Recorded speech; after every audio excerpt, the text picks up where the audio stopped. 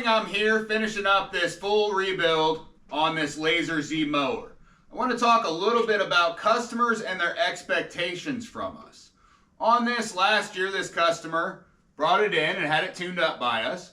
Perfectly fine and dandy. There was an oil leak at the oil filter because the oil filter wasn't on tight.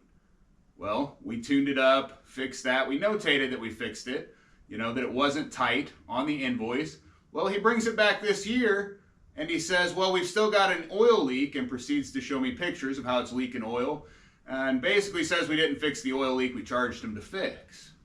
Now, when I looked at the invoice, I realized exactly what happened, but I called him, and if you look at this mower, it's got 1,800 hours on it, and he put 350 hours on it just last year. Now, it was seeping oil at that time. We did notate that and tell the customer that at the same time. How do you guys handle customers like this? I've always said that we have the best customers. Our customers are great.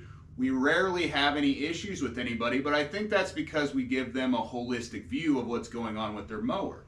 How do the cash guys do it? How do you guys keep track of that? We've got QuickBooks where we've got everything logged, everything with every piece of machinery that comes in, so we know exactly what we've done to it.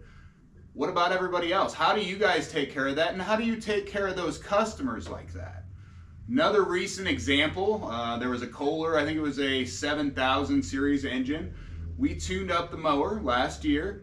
He brings it this year and says, well, the head gasket's blown, and you could tell just by starting it up, you could hear the head gasket was blown out, but he says, you guys did this last year, you replaced the head gasket. Well, I look up the invoice and we tuned it up last year, sure. 2.5 months later, he called, and the valve cover gaskets were leaking. And we picked it up, we took care of it free of charge. Could we have missed it when we did the tune-up, and could it have been seeping a little bit? We're all human, right? So we took care of it free of charge just because it is a possibility that we could have missed something. Well, he brings it this year, and the head gasket's blown. He thinks we did the head gaskets last year. Regardless, we didn't charge him for it. Customer expectations are high a lot of times. You've got to really communicate with the customer.